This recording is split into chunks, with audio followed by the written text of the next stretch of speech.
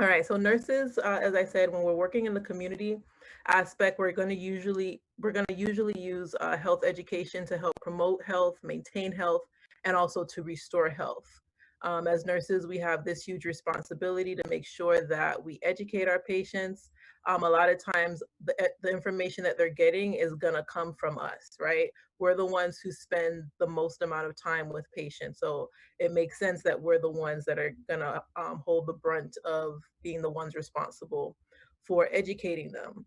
A lot of times you'll find when you are giving them information, they'll be really surprised sometimes, even from some basic information. They'll be like, wow, nobody has ever really sat me down and told me these things, and they're usually things that are important that they should know that's related to like their diagnosis and things like that.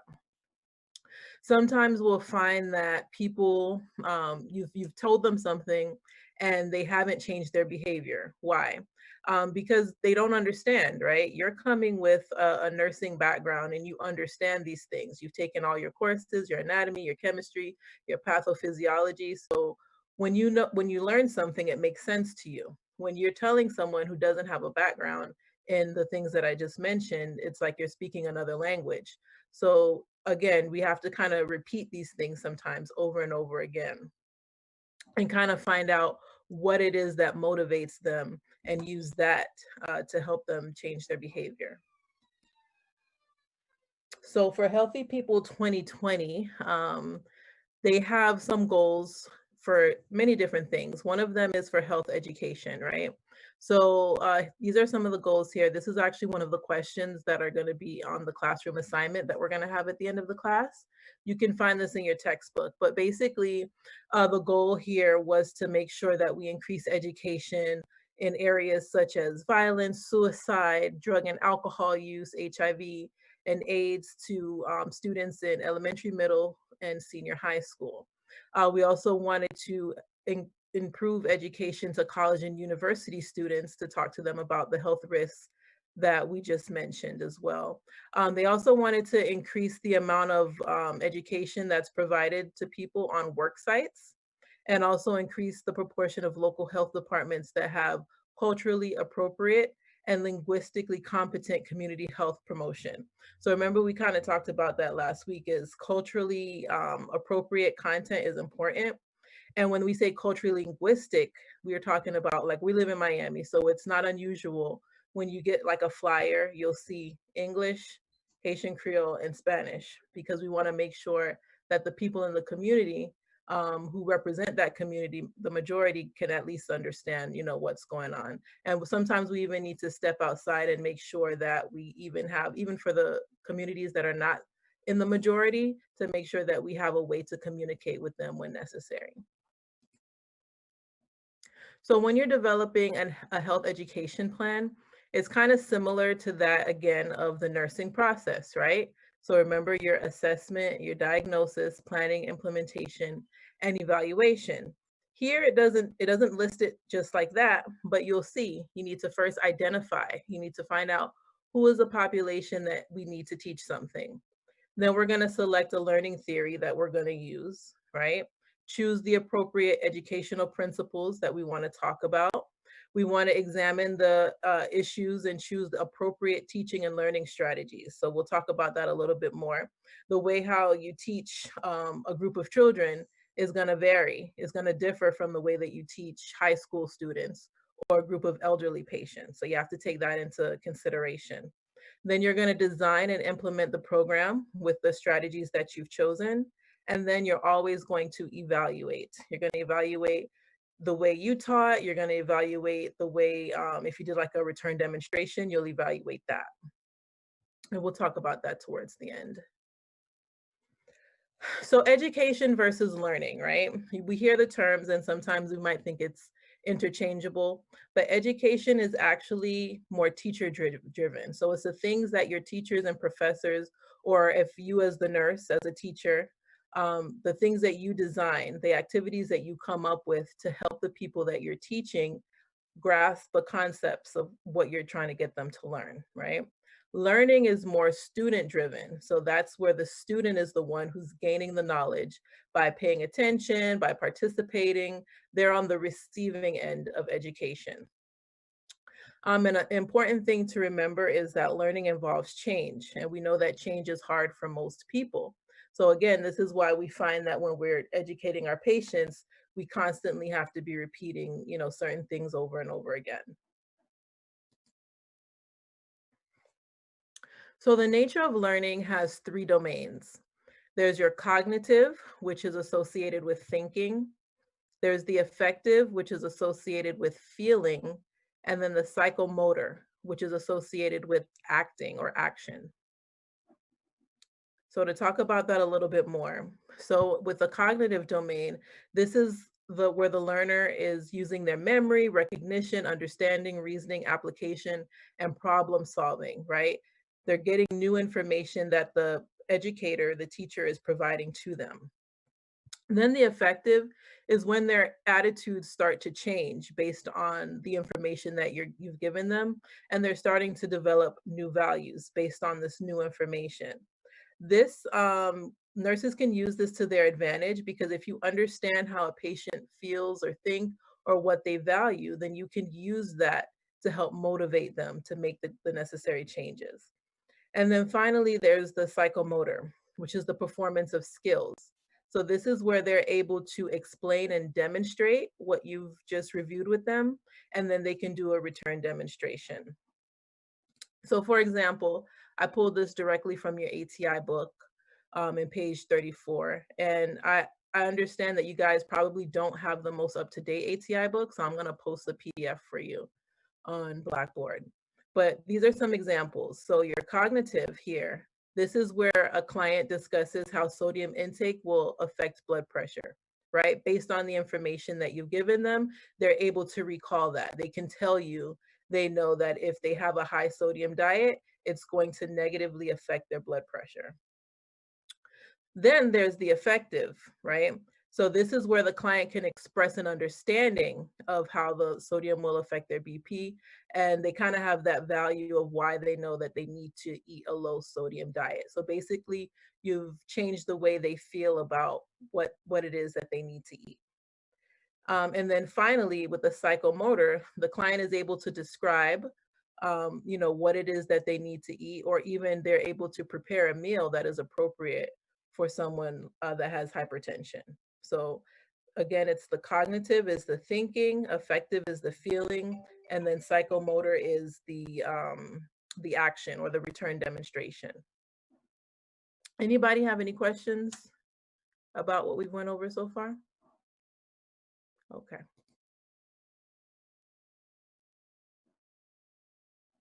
All right, this is the educational process, which is similar to what we just went over when we talked about designing an educational program.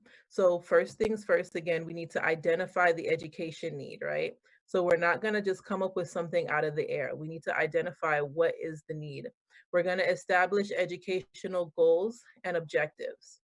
Now, goals and objectives, sometimes we use them interchangeably, but they're two different things. So a goal is something that is very broad. Objectives are very specific and they help you to meet your goal. So for example, if your goal is that you want to, or the patient wants to lose weight, fine, that is a very broad goal. Then your objectives are going to be, okay, well, I'm going to start eating properly, doing portion control. I'm going to start doing my exercise 30 minutes a day, 5 times per week. Those are the things that you're going to do to help you meet your goal in the end. And remember that objectives, they need to be specific and they need to be measurable, because sometimes you'll say something, but you need to give it a time frame, when it's going to happen by, or how exactly you're going to do it.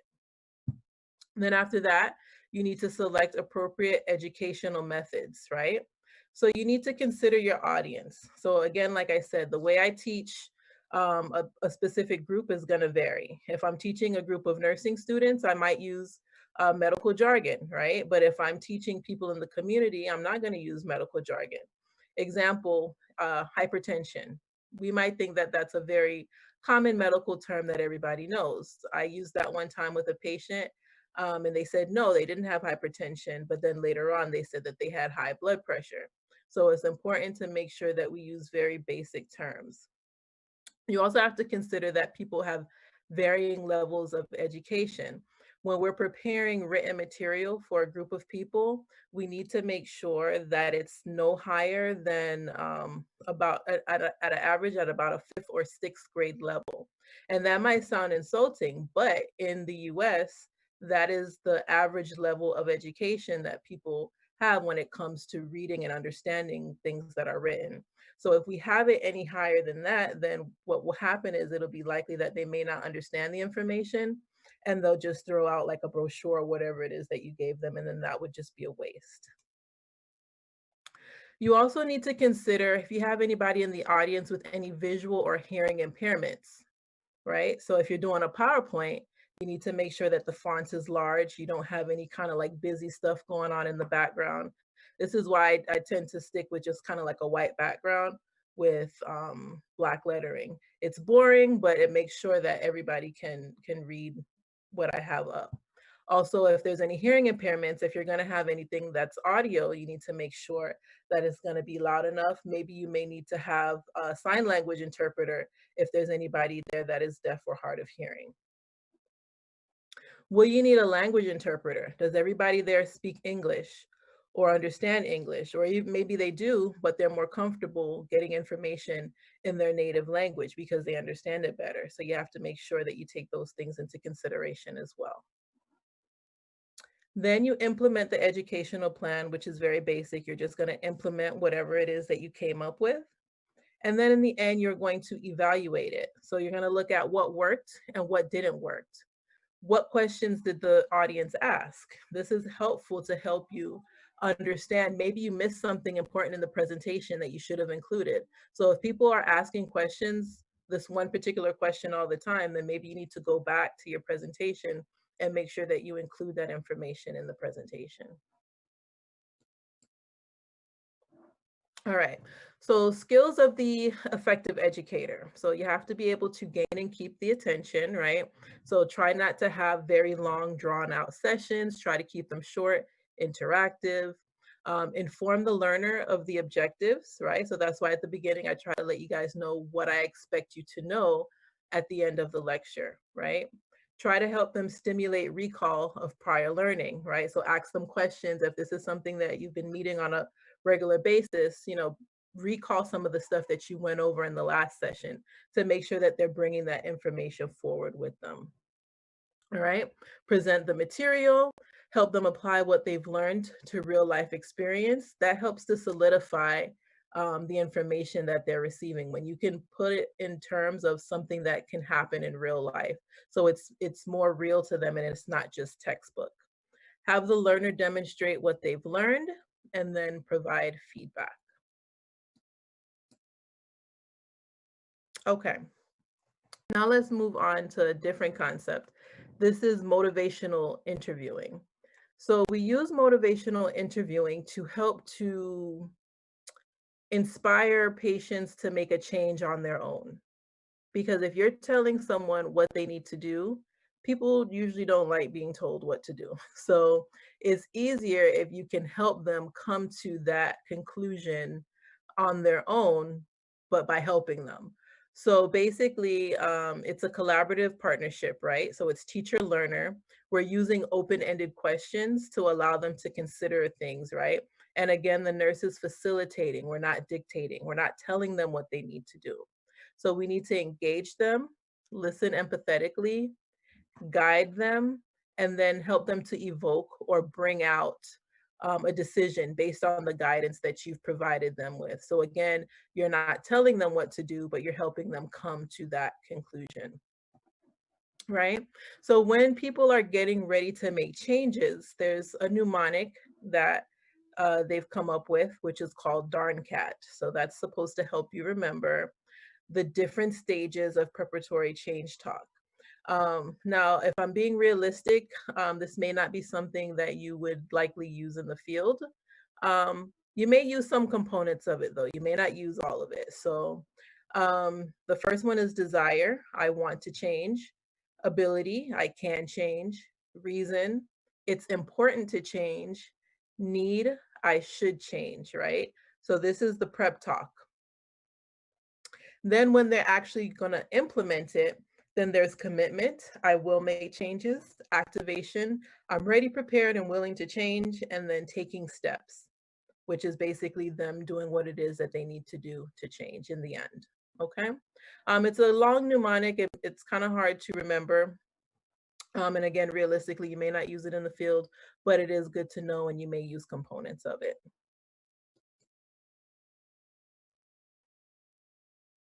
All right. This here just is going over developing effective health education programs. So you have your message, your format, environment, experience, participation, and evaluation. So again, this is just kind of stressing what we went over already about the educational process and how you're going to come up with an educational program um, when you're going to do some sort of teaching project. All right, some educational issues. So some things we need to consider. Again, we need to consider age. We need to consider culture. We need to consider ethnicity. So we want to make sure that when we're giving some sort of presentation that we're doing something that's age appropriate or that's culturally appropriate as well. All right. Then you have two terms, pedagogy and andragogy, right?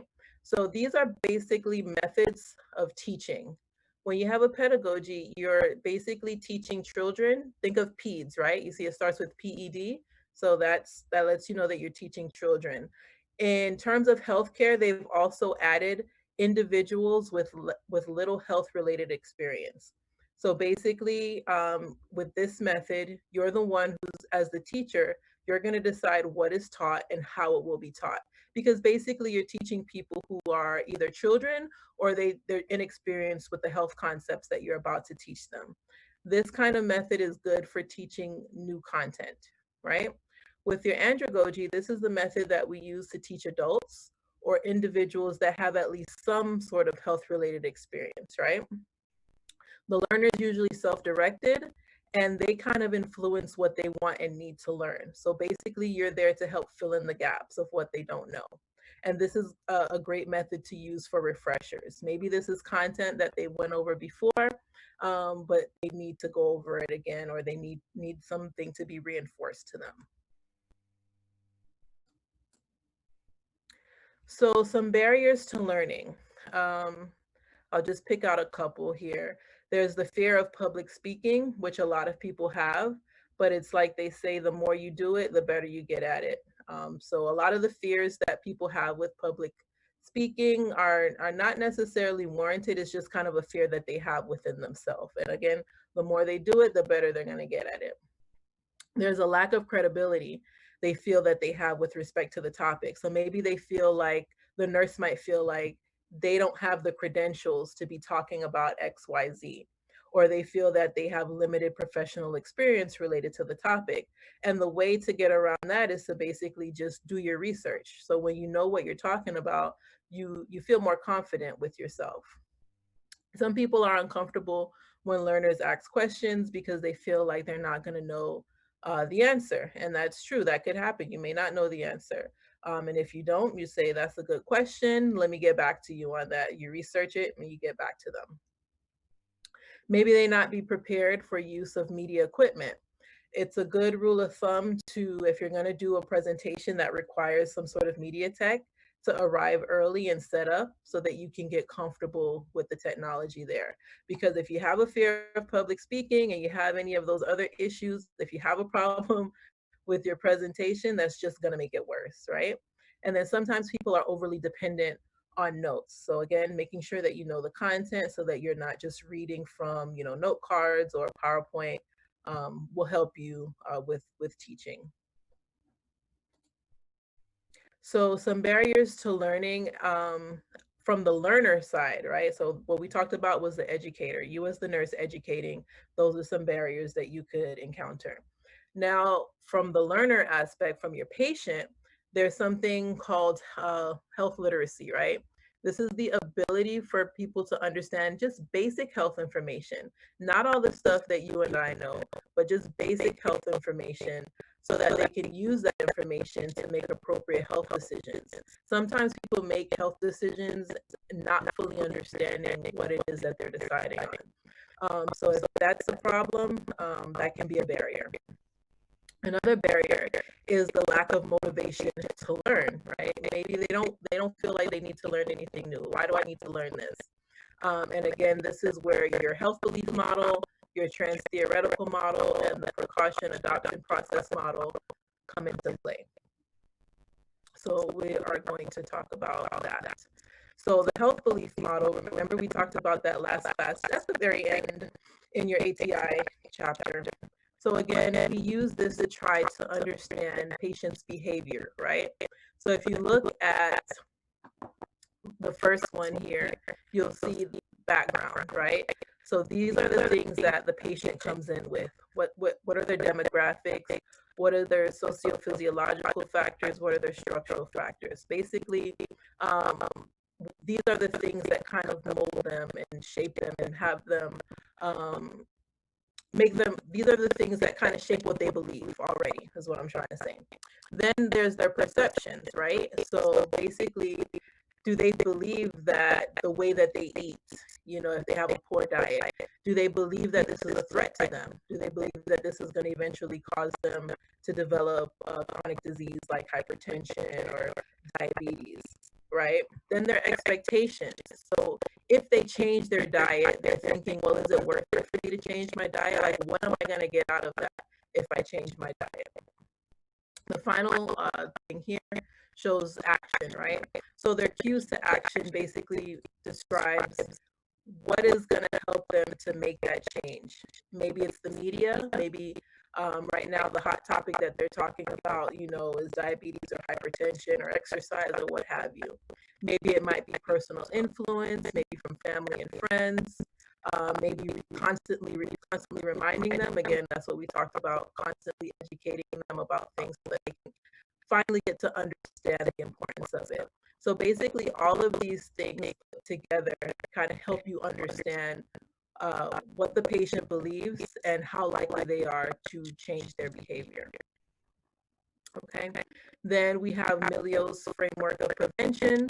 This complements the health belief model, but we can use this at a community level. This one we can use individually. This is more so for individuals. Milio's, we can use it at a community level. Unfortunately, I couldn't find a model like the other one that I showed you. But just remember that it's the same as the health belief model, but we use it for the community, okay? Then we have Pender's health promotion model. This one is also similar to the health belief model, but they do not consider health risk as a factor that provokes change. All right, and this is the model here. I hope it's big enough for you to see.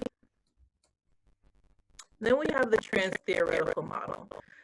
This basically shows you the stages that people go through from not thinking about changing to actually making a change and sticking with that change, right? So first we have pre-contemplation. Pre-contemplation means they're not even thinking about it. So to contemplate something means to think, right? So pre-contemplation means before they start thinking about it. Then there's contemplation.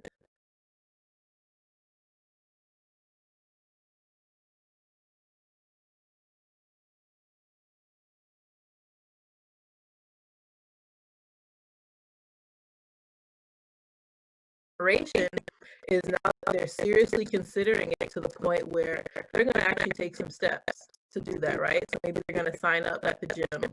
Maybe they're going to call up a friend and try to, work out a time where they can both work out together and motivate each other. Maybe they might go out and get like some new running shoes or something like that. So they're taking the steps that they need to get them to that point. Then action. This is where they actually start doing it, whatever they said that they're going to do, right? So they started working out, they started exercising consistently, but for less than 6 months, right? Maintenance now is when they've been exercising for more than 6 months, right? So they've gotten to the point now where it's just become a habit. They just do it automatically because it's just a part of their lifestyle now. Sometimes people can fall off the bandwagon, right? And they may have to start over again. So maintenance can be interrupted at some point, but hopefully they will continue to maintain it past the 6 months. And then we have the precaution adoption process model, which is a mouthful. I don't know why they named it that, but it is very similar to the trans-theoretical model. The only difference is that they have this section here that says decided not to act, right? So it's unaware of the issue, which is pre-contemplation, right? Unengaged by the issue, which is contemplation. So they're thinking about it, but they haven't engaged in anything yet.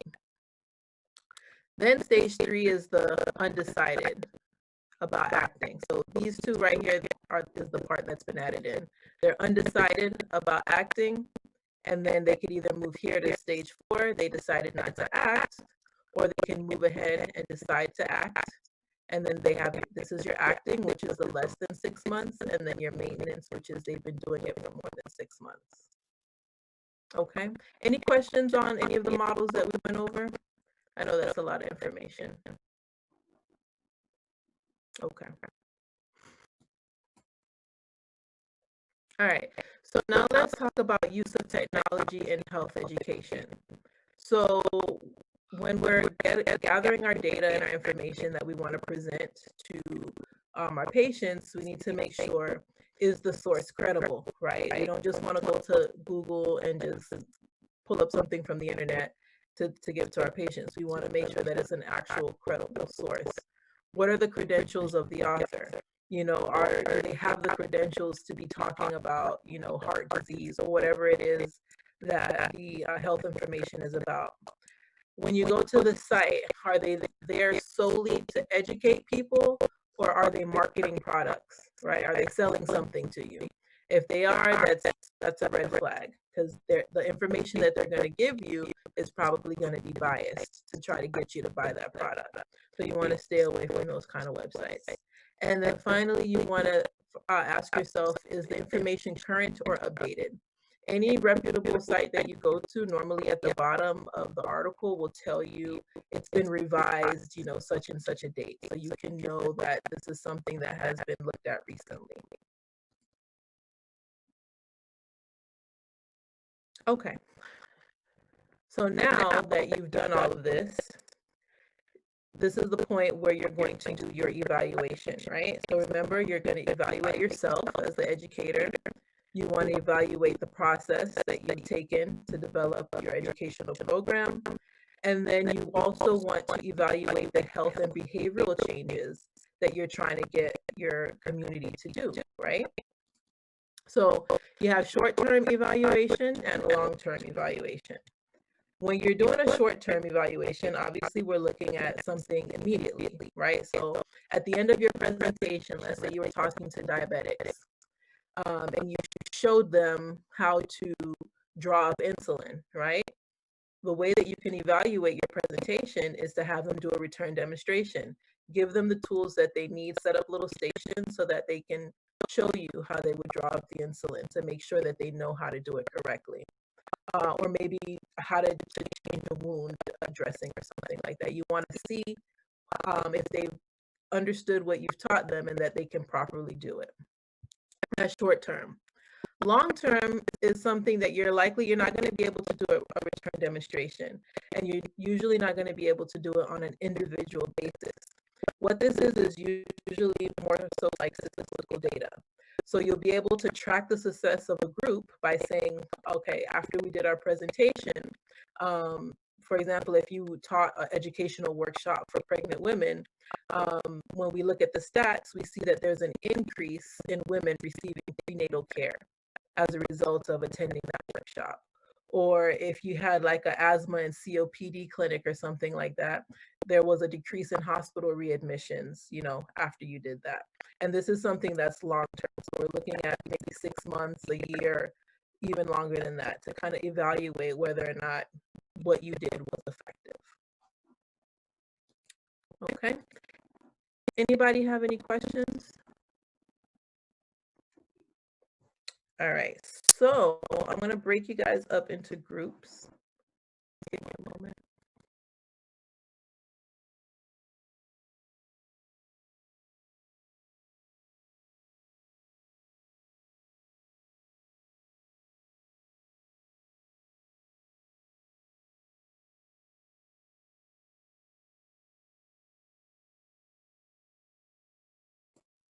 All right, so what you guys are going to do is basically come up with your own educational program. It's not going to be in depth because you're going to do something like that in clinical, but I kind of want to give you the opportunity to try to do a small portion of that here. So I'm going to give you a specific group or individual. You'll see it in the breakout session like how I've done before. But what I want you to do is I just want one person in the group to present. So just come back with the information, one person present. Tell me one is this community. So just an overview. In the following week, we're going to talk a little bit deeper about specific vulnerable populations. So our objective here today is to define what a vulnerable population is and what we as nurses can do and what kind of public policies affect these populations. So a vulnerability basically means that someone is susceptible to something. Susceptible means that they're at risk. They're at a disadvantage compared to the rest of the population. All right, this could be as a result from either things that are internal or external factors that may cause a person to be susceptible, and this can result in them having poor health, right? Um, Another definition that you should become familiar with is the term health disparity. I'm sure you've probably heard the term disparity before. Basically, what this is a wide variation in the way that people receive healthcare. So currently, there is no specific standard when it comes to how healthcare is delivered, right? So depending on where you live, what health insurance you have, could totally influence the way that you receive healthcare. And we know that some people receive better quality health care than some, unfortunately. So people who belong to vulnerable populations, they're more likely to develop health problems as a result of an exposure to risk. A lot of times they have worse health outcomes than other people. They're sensitive to a multitude of different risk factors. We call this cumulative. Basically, there's not just one thing that's affecting them. There's a multitude of things that are stacked up against them. So some factors that contribute to vulnerability. A term that you'll hear a lot is social determinants of health, right? These are factors like economic status, right? So where are you economically in society? You know, are you wealthy? Are you, stricken with poverty? Do you have health insurance? Another thing is education, environmental factors in terms of where you live. And we'll talk about environmental health in a couple weeks, your nutrition, the amount of stress that you're exposed to, and maybe even prejudices that you may be exposed to as well. Another thing that can contribute to that is your health status, right? And some things that can affect that are your age, right? We know that people who are smaller, right, they have smaller bodies. So if they're exposed to any kind of toxic things, they're at a greater risk than say an adult would, right? Because of their small stature. And we'll talk about that in environmental health too. And then also elderly people. We know that elderly people are also can be considered a vulnerable population because of the physiologic changes that occur as they get older. So who are included in vulnerable populations? This is not an all-inclusive list, but some common populations are homeless people, people who are victims of violence, people who are inmates in prison, pregnant teens, people who are victims of human trafficking, people with special needs and disabilities, our veterans, people who belong to the LGBTQ community, and also migrant workers. So again, like we said before, vulnerable populations tend to have worse health outcomes compared to other people in the population in terms of morbidity. Remember, morbidity is disease, mortality is death, right? They are also victim to something called like a cycle of vulnerability. So this is when one problem is solved and then another problem quickly emerges. Why? Because again, we talked about the multitude of factors that are stacked up against them that cause them to be vulnerable in the first place. And when that happens, this can lead to feelings of hopelessness, where it's kind of like it's harder for them to bounce back. Every time that there's a problem, it gets harder and harder for them to bounce back because it just seems like there's no end to it. So some public policies that affect vulnerable populations. So in 1935, we had the Social Security Act, which created the largest federal support program for elderly and poor Americans. Then in 1965, we had Medicare and Medicaid, which were provided for people who are elderly, poor, disabled. Who can tell me the difference between Medicare and Medicaid?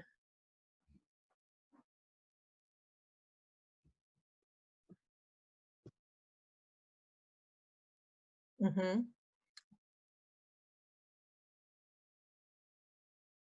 Right.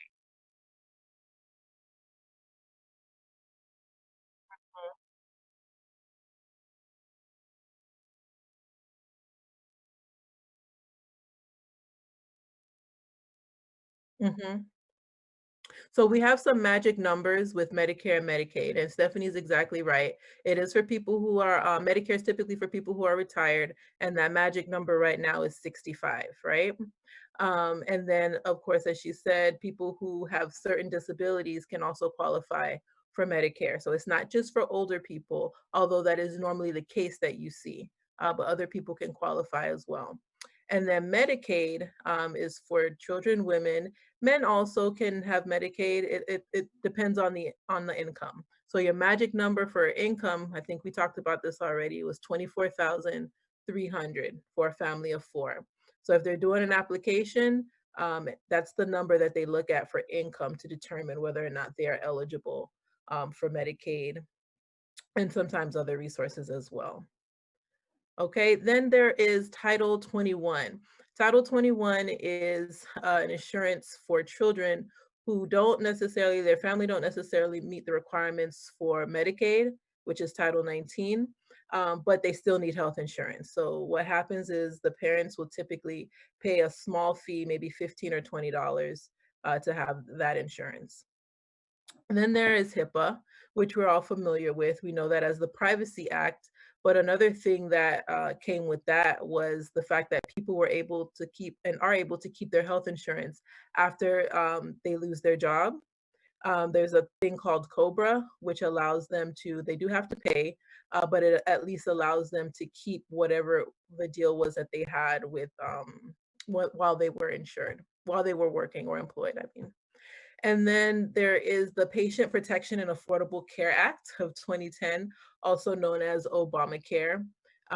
Two interesting things or things that you should keep in mind whenever you think of the Affordable Care Act. It does have a lot that comes with it, but for Americans, the two things that people really liked and depend on are the fact that they allow people with pre-existing conditions to obtain insurance, and also children, or not necessarily children, they could be adults, but you can stay on your parents' insurance until you're 26. Where before you couldn't do that. I think the age before that was, I think, 18 or 21 or something like that. So nursing approaches to care in the community, right? So when we're caring for vulnerable populations in the community, we kind of have to change the way we provide services, right? So when we see them, we want to provide what are called comprehensive services, right? We kind of want to be like a one-stop shop for them. So they may come in for one issue, but if we can, we want to address other issues as well, so that because sometimes we don't know when we're going to see them again, right? So we want to make sure that we can address it. We don't want to overwhelm them, but try to address as many issues as we can and as they'll allow as well. Because as we talked about, the patient has to be on board with it. So if this is not something that they think is important, they're not going to be on board. But if they are, then we can address it and become, like I said, a one-stop shop for them. Also, we want to provide wraparound services, right? So we don't just want to focus on health, we want to focus on some socioeconomic things too. So maybe we may need to refer them to a program in the community that helps them pay their light bill or their water bill, or maybe we can refer them to a resource that provides clothing, or maybe they need uniforms for their children to go to school. So we want to be in tune to some of the things that are provided in the community for our populations that need it. All right. We also want to be an advocate for our patients. So to be an advocate basically means that you're willing to plead on behalf of them and to make sure that they have what they need and to be able to speak up for them and be that voice. We also want to focus on social justice. This is basically equality and making sure that we're providing humane care for everyone. And again, you're seeing culturally and linguistically appropriate healthcare. So this is going to be a common theme throughout the course. We always want to make sure that we're culturally appropriate and that we're providing language services for people to make sure that they understand what's going on. So when you're assessing vulnerable populations, this is going to include, again, socioeconomic resources. We want to assess whether or not they need preventative health care. Do they have any congenital or genetic predispositions to illnesses? What kind of stress they're under and where they're living and what's in their neighborhood surroundings. As nurses, it's important that we partner with our patients to identify what needs they have. And then based on that, again, we're going to refer them based on their socioeconomic status. So we know that, okay, this person would be a perfect candidate for this program. You know, maybe I should tell them that maybe they don't know about Medicaid or they don't know about WIC or food stamps or Meals on Wheels. So you'll be that resource for them to put them in the right direction to help them get the assistance that they need. And then when you're planning and implementing care for vulnerable populations, these are also going to be common themes that are going to pop up over and over again. You want to make sure you create a trusting environment, show respect, compassion, and concern. Sometimes they don't necessarily experience that. Sometimes when they're in a healthcare setting, they experience a lot of judgment, and that will cause them to not even sometimes even want to go and seek care. So just be mindful of that. Not to make assumptions, whether it's a positive or a negative assumption, try not to make any assumptions. Be willing to coordinate services and help them find providers. Again, we want to advocate for them. We want to focus on prevention.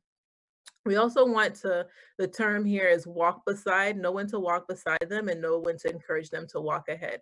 So we need to know when we need to actually step in and do something for them. And then we also need to know when this is something that they need to do for themselves, right? We need to know how to differentiate between the two and how to make sure that we implement it. We also need to, again, know what resources are available and then also develop your own support network because working with these populations can be, can cause you distress, emotional distress. So just making sure that you have a support network of your own as well. And then finally, some resources that nurses should be familiar with. You should know your local health department, local mental health centers, know where the American Red Cross is, Salvation Army, where are the food and clothing banks in the community, where are the shelters, where are the free clinics, and know, be in tune with the community and know what kind of community and church sponsored events are going to be happening. So again, it's just really important that you're familiar with the community and you know what's going on and you know how to help people find the resources that they need. Okay. Any questions about chapter 21? All right. So we just have one more chapter. Let me see how I can do this without messing it up again.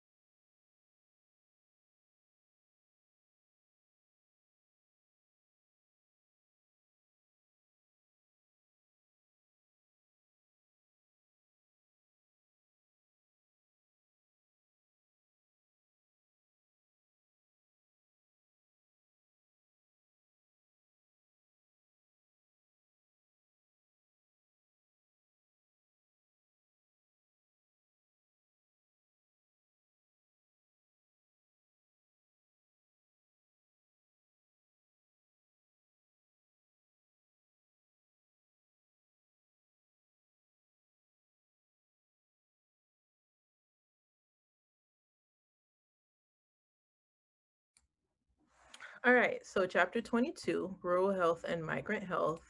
So here we're just going to kind of define what a rural population is and contrast that with what is an urban population, and just talk about the people who live there and the challenges that they face as it relates to healthcare.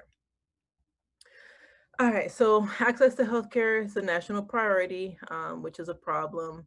In rural areas, is a scarcity of health professionals. There tends to be a lot of poverty, limited access to resources, lack of knowledge, and social isolation.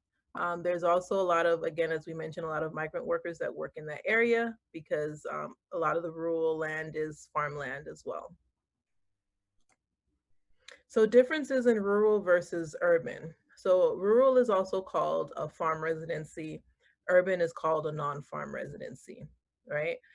In a metropolitan area is basically any area where there is more than 50,000 or more people, right?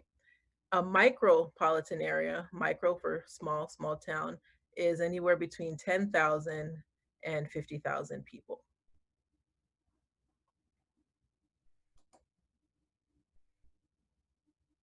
All right. So what we're noticing is a lot of people seem to be moving to rural areas. This tends to be like the fastest growing area. A lot of times that has to do, we know we live in South Florida. Mortgages and rent is expensive here. A lot of times when you move to rural areas, it's less expensive. This is what they're calling the donut effect. Basically, kind of like people are moving from more concentrated areas and kind of like moving outward. And again, more affordable housing is one of the biggest reasons why. So the characteristics of people who live in rural populations, it's mostly going to be white people. And you're going to see higher than average numbers of younger people and older residents. They're more likely to be married or widowed. They have fewer years of formal education. They do tend to be poor. So, like we said, there is a lot of poverty in rural areas, and they are at a higher risk for being underinsured or uninsured. So their health status. Uh, for overall, they have a poorer perception of their overall health. They're less likely to engage in preventative behavior. So this is where education is going to come into play. And again, a lot of repetition to, make sure that they understand the importance of it.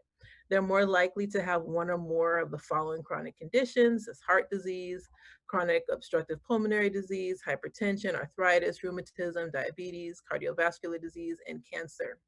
Again, they tend to have poorer health and they're less likely to seek medical care.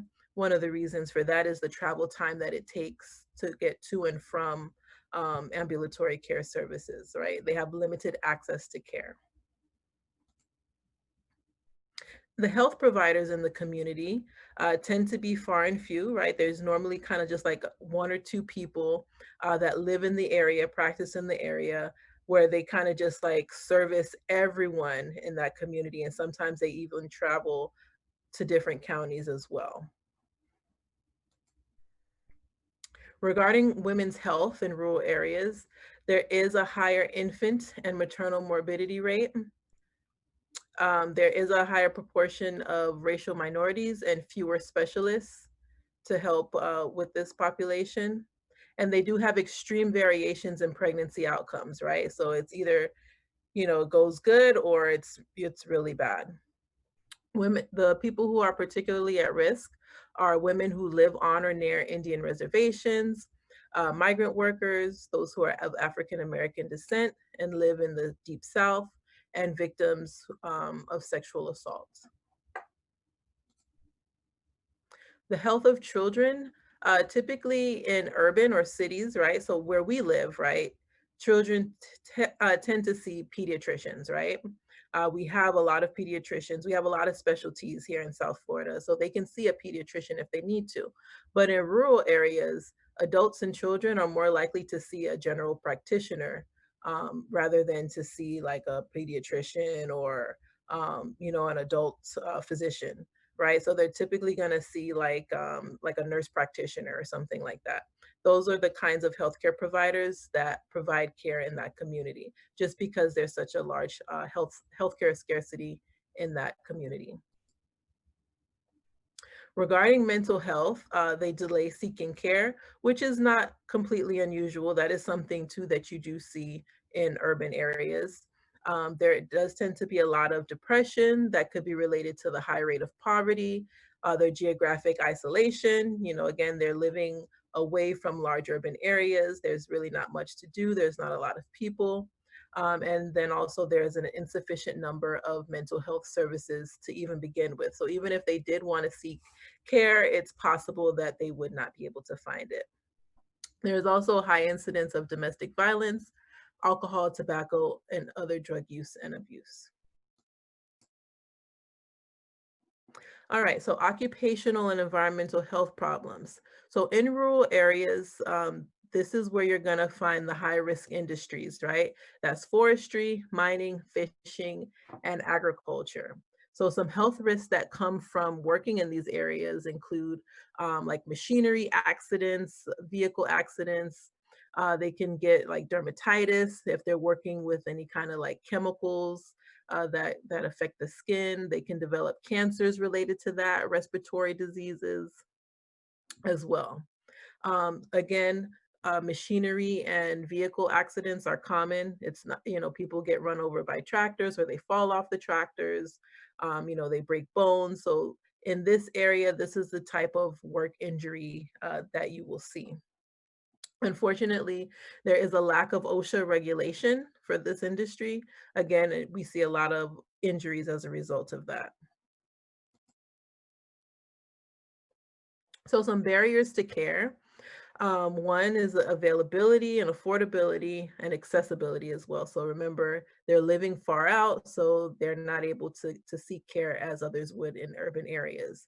Another barrier could be, again, we talked about the attitudes of healthcare providers. Sometimes they may avoid seeking care just because of the attitudes that they get when they go to see a healthcare provider. Maybe their belief system might clash, so they just avoid it altogether.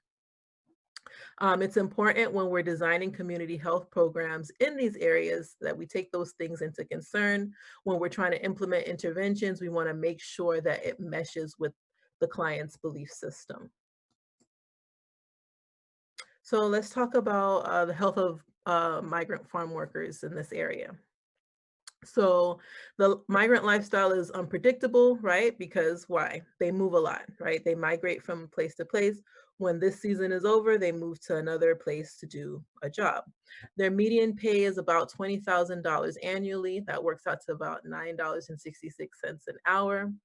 But that, they may not necessarily get that amount because it depends. It's an hourly job. So if they're not working, full time, then it could be even less. Housing conditions vary.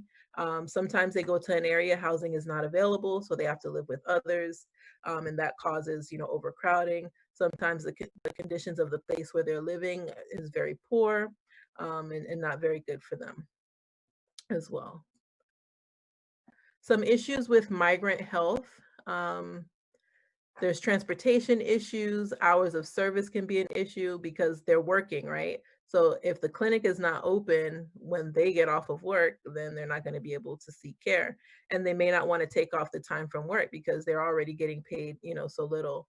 They're trying to get as many hours as they can get. There may be a language barrier if English is not their first language. They may fear facing discrimination. They may not have documentation, and that's another reason why they may not want to seek care because they're afraid that they might go and there might be like an ICE raid or something going on. They do have high incidence of TB. Remember, we talked about living in crowded spaces, and we know that's one of the things that can happen. If someone has TB, you're living in a crowded space, then it's likely that more people are going to get infected. There's also issues with HIV/AIDS as well, depression, domestic violence as well.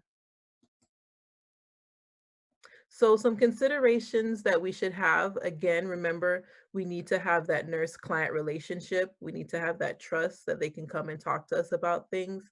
And then we also need to respect their values and beliefs and practices. And when you do that with, not only with, when you're talking about culturally, being culturally considered, but with all patients, if you respect everyone's health values and beliefs and practices, then it makes for a better nurse-client relationship. So some things that are needed right now in the rural community, right?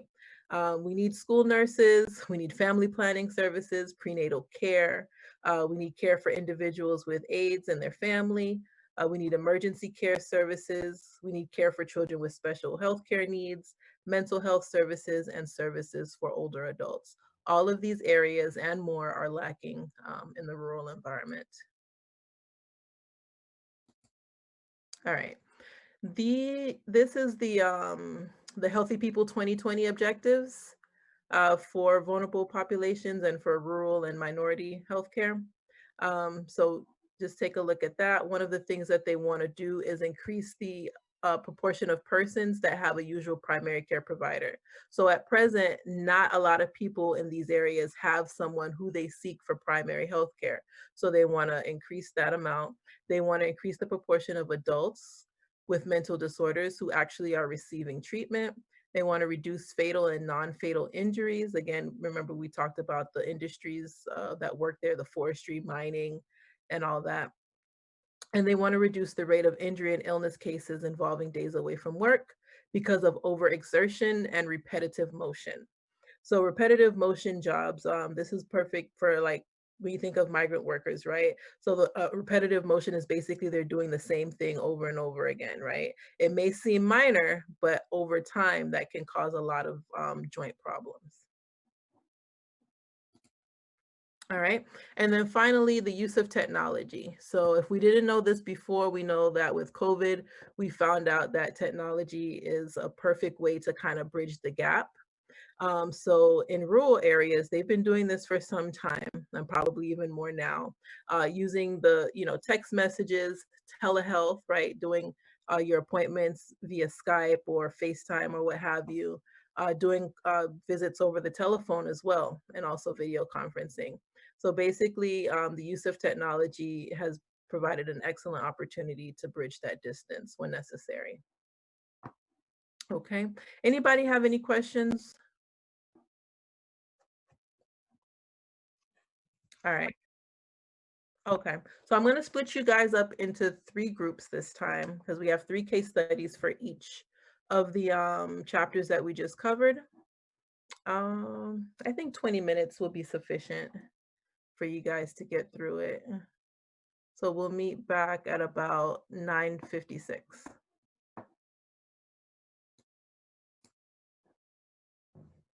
Oh, and I'm going to ask a question too. Hold on, let me ask it right now.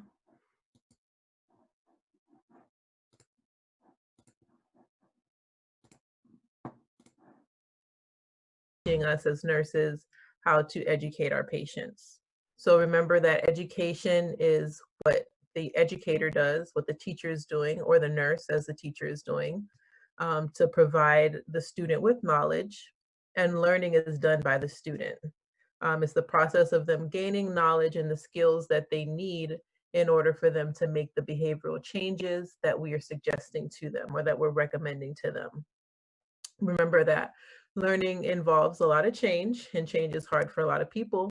So again, that's the reason why we'll find ourselves repeating ourselves over and over again. There are the three domains of learning, right? This is your cognitive, your affective, your psychomotor. So the best way to memorize this is think, feel, do, right? So cognitive is the thinking process. You're giving them the knowledge, they're thinking about it. Affective is the feeling. So you're affecting their attitudes, their beliefs, basically how they feel about the subject that you're talking about. And then finally, there's the psychomotor. They've gotten the knowledge that you've given them. They've changed the attitudes, hopefully, based on the knowledge that you've given them. Now they're supposed to be able to do these things on their own, whether it be to explain to you what it is they need to do or to do like a return demonstration. So the example that we used yesterday, I think, was they're going to be able to tell you how to prepare a meal, right? That's good for someone with hypertension to eat, or actually, perform it and show you how they would do it. Or the nurse is showing the client how to self-administer insulin, and then that client then goes ahead and does a return demonstration and shows you that they know the correct steps to do that. The educational process. So these are the steps that you need to take whenever you're thinking about creating an educational program or teaching your clients. So the first thing is to identify the need, right? Because if you're teaching somebody about something that is of no interest to them, then it's pointless. So identify the need, establish your goals and objectives. So remember that goals are broad, objectives are smaller, and we'll talk about that a little later. You're going to select the appropriate educational methods. So what are you going to do it? How are you going to do it? You're going to do a presentation? Are you going to, have toys if it's for kids? Is it going to be audio, visual? How are you going to present the information? Once you've done all of that, then you're going to implement it. So this is actually you doing the education portion. So you're with the group and you're teaching them. And then at the end, you're going to evaluate what you've done. You're going to look at how they received the information you gave them, what you could have done better, and try to get feedback from them as well. That's why oftentimes you'll see that you'll have to do like a survey at the end of a presentation or a course, just so that the educator is getting feedback. Okay, any questions there? Okay. Okay, motivational interviewing.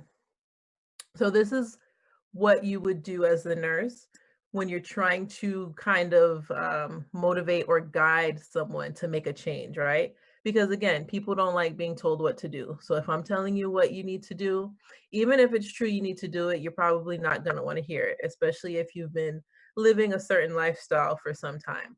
So we use this technique to basically try to get people to change their own minds, kind of like, Jedi mind trick in a way. So basically it's collaborative. So it's, again, you're not telling them what to do, you're not dictating, you're working with them. You're using open-ended questions to try to get them to come up with what it is that they want to do. So the 4 essential steps is to engage them, to listen, to guide them, and then basically when you're doing that, it should help them to evoke. Evoke means to bring out. So help them to bring out or arrive at a decision based on your guidance. But again, you didn't tell them. They came up with it on their own, but of course with your guidance. And then we have the mnemonic, which basically tells you kind of at what stage the client is at when it comes to them making a decision about whether or not they want to change. So there's the desire, the ability, the reason, and the need, right? So the desire is that they want to. The ability shows that they can. Hold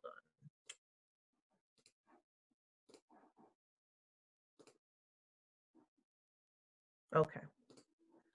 So desire is that they want to. Ability means that they can. Reason, they basically have a reason for why they want to change. And then they say that I need to change or I should change, right? So this is the prep talk. Then when it comes to implementing the change, then there's commitment. I will make changes, activation. I'm ready, prepared, and willing to change, and then taking steps. And this is when they're actually taking those steps and doing those things that they need to do in order to change. All right, so some considerations that you should have when you are teaching different groups. So you want to think about the age, the culture. Again, if you're teaching older people, elderly people, you want to have consideration for audio, make sure that they can actually hear what is going on. If there's any kind of visuals that you're going to give them, make sure that they can see it. If it's a PowerPoint, if you're going to give them something tangible like some literature, you want to make sure that the font is large enough for them to be able to read as well. And then remember, who remembers what grade level you should keep your literature? Fifth. You can do 4. You can do 4 too, but you want to make sure that it's no more than a 5th or 6th grade level. If you do 4, that's fine too. Anything past a 5th or 6th grade level, unfortunately, a lot of people probably won't be able to understand. So you have to kind of know who it is that you're giving the information to. If you're presenting at a nursing conference, of course, you know that you can increase the grade level a little bit, but you still don't want to use too much jargon because people may not be privy to the information in the specific field that you're in. So you want to make sure that you kind of break it down so that everyone can understand. All right, so then you have the pedagogy, right, which is teaching children, or in this case, individuals who have very little health related experience, right? So basically, people who have never really heard about the health topic that you're going to talk about. This is best again for teaching new content. Then you have andragogy, which is best for teaching adults or individuals that have at least some health related experience. Basically, this is the learner influences what they need to learn, what they need to know. So you kind of going to gauge your presentation based on that. And this is a great thing that you can use for refreshers. All right. Learner related barriers. So the main barrier to the learner is going to be their health literacy. Basically, health literacy, literacy is basically being able to read and understand, right? So health literacy is just being able to understand health information and being able to use that information to make appropriate health decisions for themselves. A lot of times people are making health decisions and they don't really understand what is being explained to them. So that is a barrier. Another barrier that I don't have here is motivation, the lack of motivation. And remember, we use the health promotion models that we're going to talk about now to gauge that, to understand their motivation. So here's the health belief model. Remember, we're looking at the client's perceived susceptibility, right? So do they think that they are at risk to get a condition? Do they think that if they continue to eat the way that they eat, that they're going to end up with high cholesterol? Okay. Do they think that this is something that is severe? Is it that bad? If I get cholesterol, what's going to happen to me? Basically.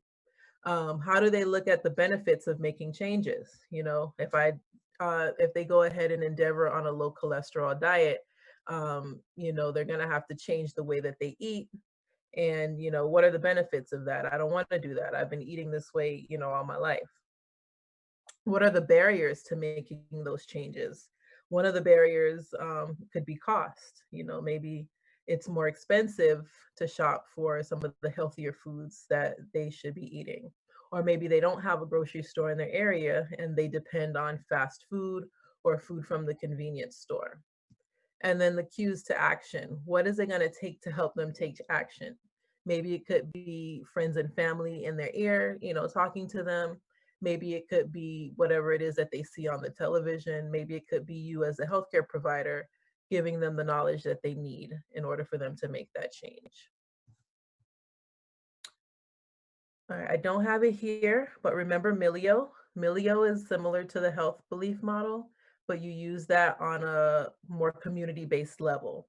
So if you're working on a community-oriented project, then the Milio model would be better for that. And then you have the trans theoretical model, right? So this kind of helps you gauge where someone is at in their decision-making process. So it's pre-contemplation. They're not thinking about changing. Contemplation, this is after you've talked to them and they're like, okay, wow, this is something that I may need to do. So they're thinking about it now. Preparation, they've decided that they do want to make a change, but they need to make a plan. So they're doing the things that they need to do to get them to the next step. So they're, getting that gym membership, they're getting gym clothes. It doesn't have to be working out, but that's just a really good example to understand it. It could be anything. Maybe if they want to change their diet, they're throwing out all the foods in their house that are no good, and they're going to the grocery store and getting, healthier foods. Action is when they make the change and they've kept it up, but it's been less than 6 months. And then it moves into maintenance when they have been consistent for 6 months or more. Okay. And then again, the precaution adoption process model is pretty much the trans theoretical model. So it's here unaware of the issue, which is the same thing as pre-contemplation, unengaged, which is contemplation. They know about it, but they're just not doing anything. What they've added is the undecided and decided, right? So basically to get from here, you have to decide to act. If they are undecided, oh, sorry, no, wrong, here we are. All right. So they're undecided about acting or they've decided not to act, right? So to get from here to the next step, they have to decide to act eventually, right? Once they've decided to act, then it goes into acting, which is the same as action. And then there's maintenance, which is the same thing in the trans theoretical model. Okay. Goals and objectives. So we talked about that a little bit up, but I wanted to go over it in a little bit more detail. So remember, goals are broad, right? I want to lose weight. I want to lower my A1C. That's a broad goal. For goals to work, we need them to be smart, right?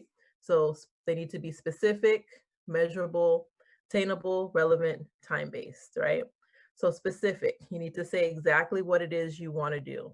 Measurable, how can you measure it? So if you just say, I want to lose weight, well, how are you going to measure whether or not you've lost weight? So if you say, I want to lose 20 pounds, then that's your measurement right there. Attainable, it has to be something that is realistic. You can't say something like, I want to lose 20 pounds in 1 week. That's not realistic and it's not healthy. Relevant, it needs to be in line with your values. And then time-based, how long is it going to take you to do it? So I want to lose 20 pounds over the next 6 months. That's a SMART goal. I want my A1C to be 2 points lower at my next follow-up appointment in 3 months. That's a SMART goal. You can track that. You can track lowering your A1C, but it's harder. But if you say specifically what you want to do, you can look on paper and see that, yeah, you were able to achieve your goal. Now, in order for you to achieve your goal, now you have to list your objectives. So this is basically specifically stating how are you going to accomplish that goal. So in order for you to lose 20 pounds over the next 6 months, you're going to exercise for 30 minutes a day, 5 days a week. You're going to reduce your portion sizes at meals. You'll read labels on food at the grocery store. Okay, so those are the specifics on how you're going to accomplish that goal. Any questions at all on chapter 21? Okay.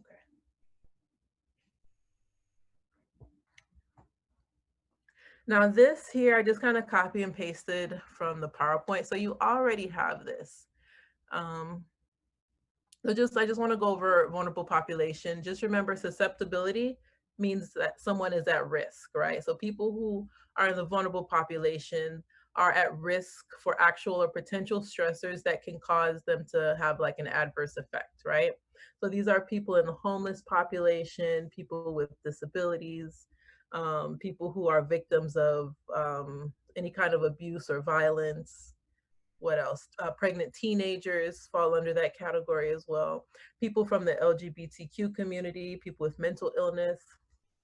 It is important to know that not everybody in this community will accept that they are in a vulnerable population. Some people don't consider themselves to be vulnerable. So just be aware of that. Sometimes some people may see it as an insult to say that.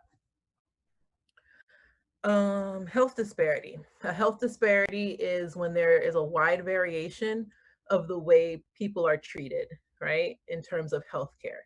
So there's no specific standard that says this is how we treat everyone, even though it would appear to be so.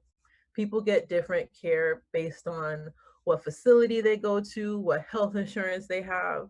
That's why you'll find that people, if they call an ambulance to take them somewhere, they'll ask the person driving, like, or the EMT, what hospital are you taking me to?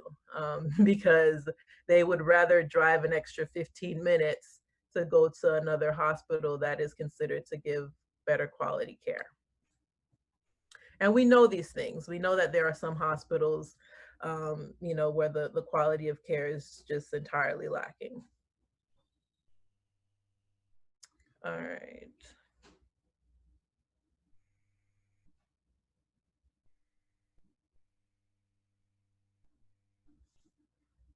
All right, remember about rural residents, right? So just understand that they typically have poorer health outcomes. They're less likely to engage in the behaviors that they need to be engaging in to prevent the illnesses.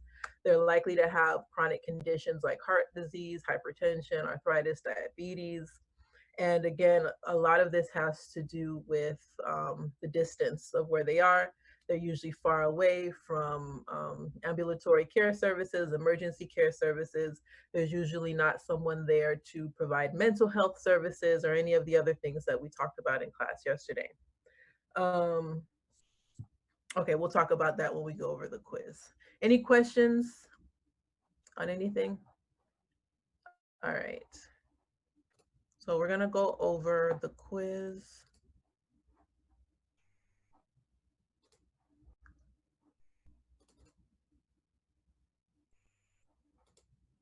All right.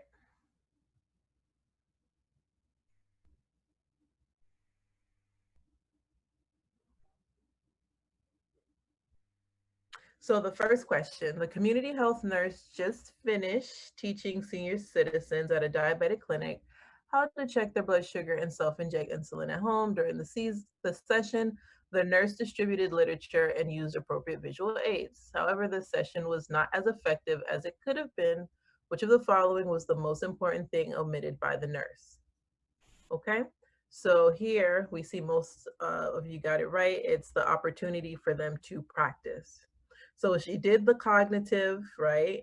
Hopefully they had some effective going on there. They were able to change the way that they believe, what they believed about what they need to be doing. Now what they really should have done at the end was for them to do a return demonstration, because sometimes you're telling people what to do and you're showing them, but that doesn't mean that they've grasped the psychomotor part of it, right? So you have to allow them an opportunity to show it to you so you can catch any mistakes before they go home and make a mistake. All right, everybody got this one right. We know that when we're teaching children, we need to use simple words and use objects to help increase their attention. The other two would be more beneficial for an older population.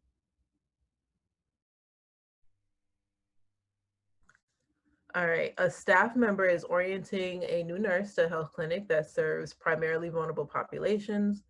Which of the following statements indicates a need for additional staff education? So the right answer here is you will like working with Hispanic immigrants because they have close-knit family structures. So it's not a negative thing that they're saying, but it's still an assumption. And if you're going to assume that every Hispanic immigrant family is close knit, then you're probably going to miss an opportunity to offer them some resources that they could possibly benefit from. Things like, like respite care. If you're assuming that everybody is in the house and everybody's chipping in, that may not always be the case, so you just want to make sure that you check any assumptions that you have. The others, let me see.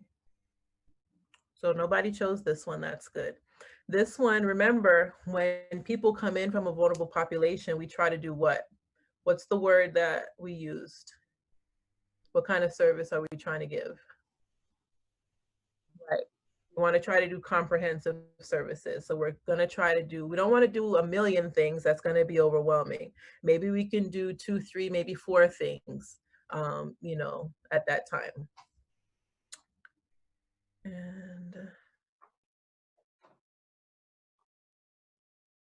And then this one, you do want to get an interpreter right away.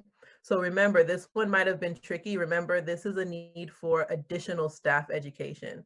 So you're looking for the wrong thing, basically. Okay, anybody have any questions on that? All right.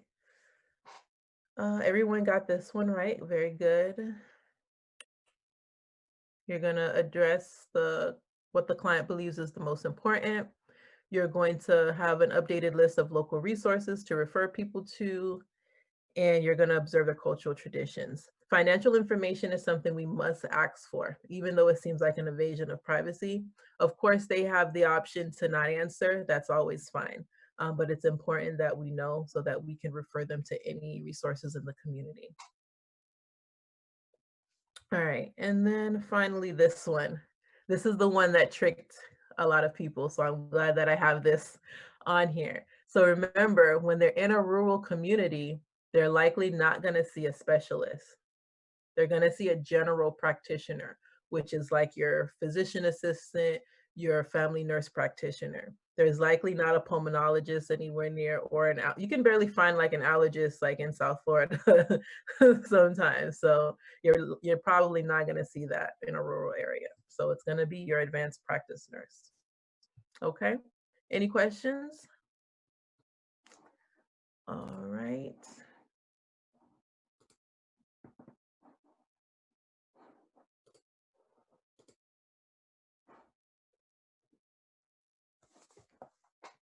All right, so this last part is for you guys, the second half here. I've done a lot of talking, so I'm going to let you guys read the case studies and tell me your answers.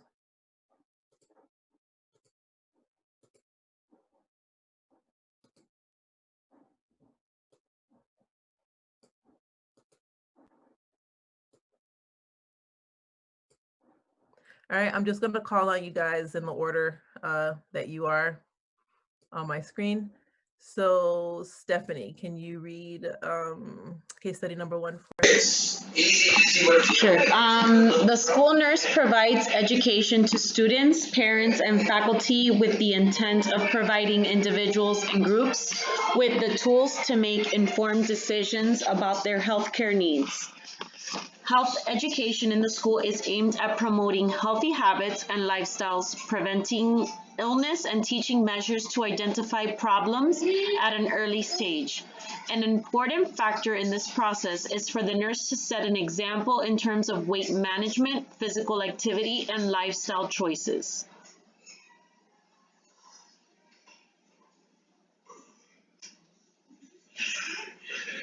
You want me to read the question?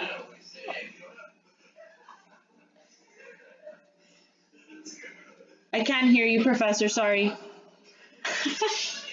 Read the question. I don't know when I put myself on mute.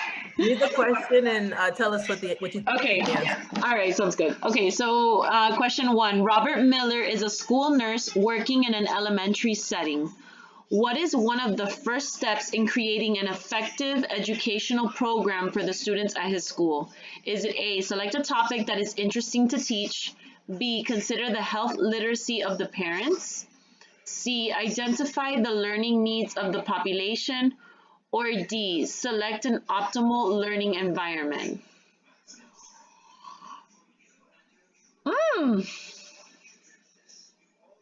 Think of your nursing assessment.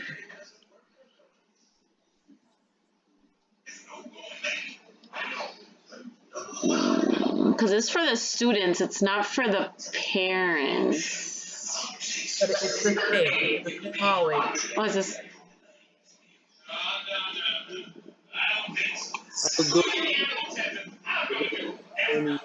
A? I don't know. Not yet. We're not at A yet. Oh, okay. So,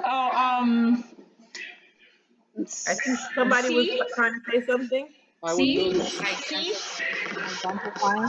C, yes. You want to identify the learning needs. Yeah. Right? So basically, selecting a topic that is interesting to teach comes a little later. So once you've identified what their needs are, then you can select a topic that's going to be interesting. But even if you select the interesting topic, if it's not something that the population needs, then it's not gonna, it's not gonna work. So first identify what the learning needs of the population are. What is it that they're lacking, right? Because that's how you're going to be most useful. Perfect, thank you. Shonda, can you read number 2 for us, please? Sure. Mr. Miller creates an educational program for the second graders at his school. His topic is related to exercise and fitness. What would be an appropriate educational objective? Let's see.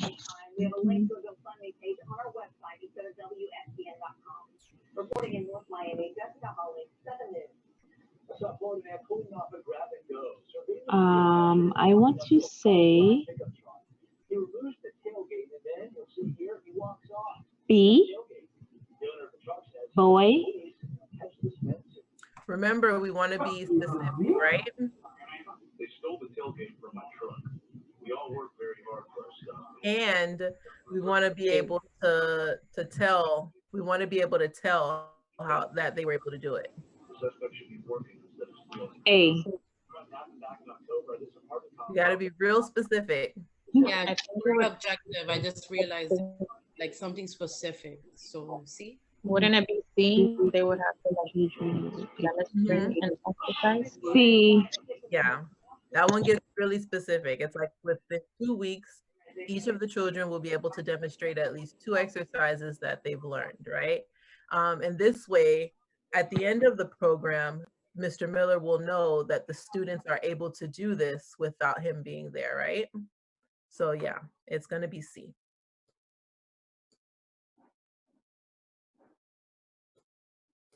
All right. Victor Gonzalez, read number 3 for us, please. Okay.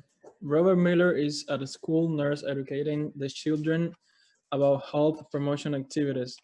Mr. Miller is obese and can be seen taking frequent smoke breaks. Which of the following might be an educator-related barrier? Lack of credibility, lack of knowledge about the subject matters, lack of knowledge about how to engage the children, inability to answer questions. I think it's A. Mm-hmm.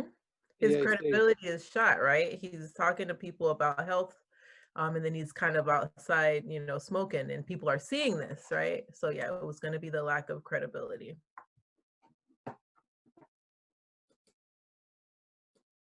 Perfect. Thank you. All right. Who is that? Is that Marina with Mikael Perez? Okay, I just want to be oh my sure. God, I still have it. That's okay. Can you read this one for us, please? Yes, Joseph Schmidt is a registered nurse who works for the public health system. Once a week, he is assigned to charity clinic operated by Catholic Church. The clinic is staffed by a volunteer physician from the local medical center, a dental provider, and a registered nurse. In addition, volunteers consistent of physical therapists, nursing students, pre-med students, and interpreters. The clinic provides free medical and dental services to the poor and homeless of the community. The only qualification to obtain care is that the patient does not have medical insurance and does not qualify for public assistance. Thank you. Also read number 1. Mr. Schmidt is treating a 52-year-old man for a possible eye infection. While the patient is at the clinic, Mr. Schmidt also requests a dental evaluation and educates the patient about diet and exercise, smoking and alcohol cessation, counseling, and the importance of following up for influenza immunization at a future clinic. What type of nursing approach is being used? Okay, so alcohol, smoking, diet, dental, holistic. Well, actually, they're not including, wait. Wrap around, not family centered. It could be comprehensive, I guess. It's comprehensive for sure, because he's in a vulnerable population, right? He's coming there only for the eye infection, but the nurse recognizes that there are other concerns as well, right? So we're going to treat what he thinks is most important right now, which it is important, is the eye infection. But we're also going to take this opportunity to do some education and to ask them to come back to get an influenza shot, right? Because we don't know when we're going to see them again. So we're going to take that opportunity and do as much as we can, but without overwhelming them. Okay, perfect. All right, Yaneris, can you read number 2 for us?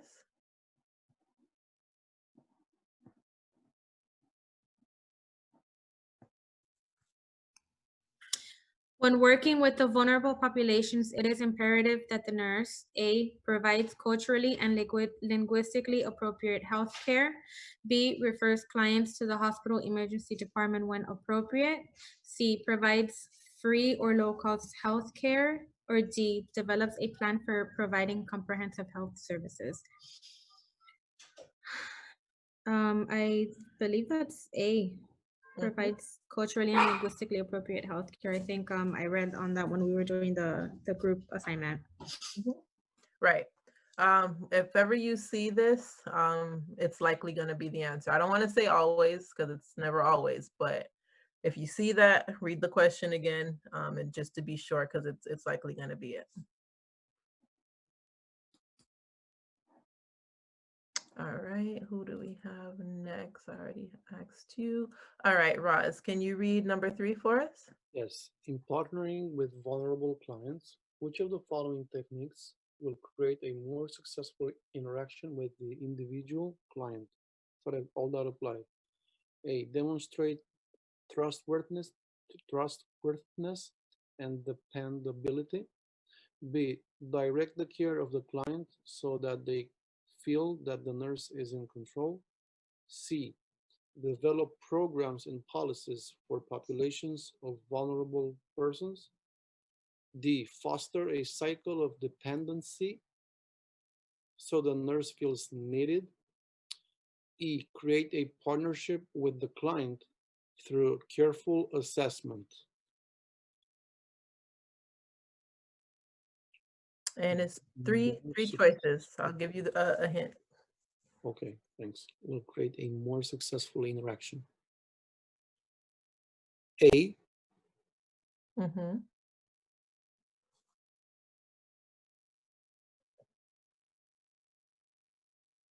E, Mm-hmm. and B.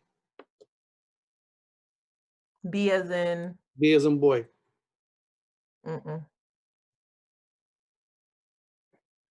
C, right? Right. Right, okay. So it's gonna be to demonstrate your trustworthiness, right? So you got that one right. E, you're gonna create a partnership with the client. And then C, develop programs and policies for populations of vulnerable persons. Now, why B is wrong? You're not going to be directing the client care so that you feel in control, right? That's actually not going to be a good choice. You're going to actually want to work with the patient. And if you look, E would actually be a contradiction of that, right? Because you're not directing the care so you feel in control. You're actually going to create a partnership with them through your assessment. And then developing programs and policies is something that we want to do, obviously, for vulnerable populations because there is a lack of programs and policies already. Any question on that, Roz, or anybody else? Okay. So sometimes you can see where there'll be a contradiction between two, so you'll know it's either one or the other.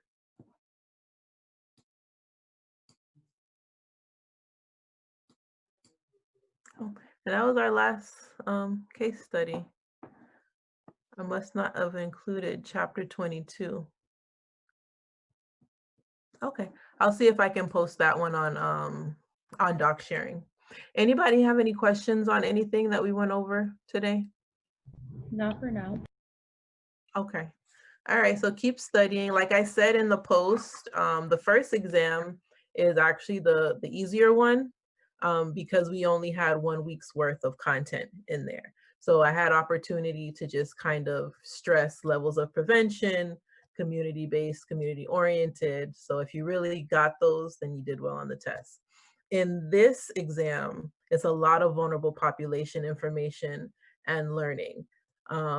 Even though it's vulnerable populations heavily based, but there's a lot of different vulnerable populations that you're going to need to know about. So homeless, teen pregnancy, migrant workers, people in rural areas. So some of those concepts might be foreign, so we'll talk about them in the upcoming weeks. But again, it's a lot of content. So just keep studying, going over all of the resources that I'm posting on Blackboard. And then if you need to meet with me on a one-to-one basis, even if you're doing good, you don't have to be doing poorly. If you scored well on the exam and you feel like you still want to meet with me, then schedule an appointment, okay?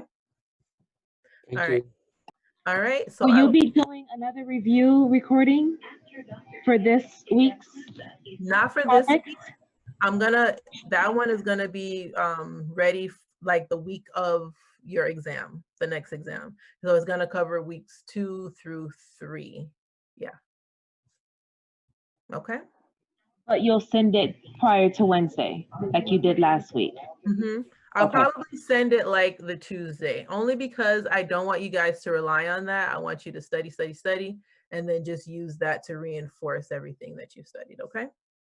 Okay, thank you. Understand. Thank you. Good night, everybody. All righty, good night.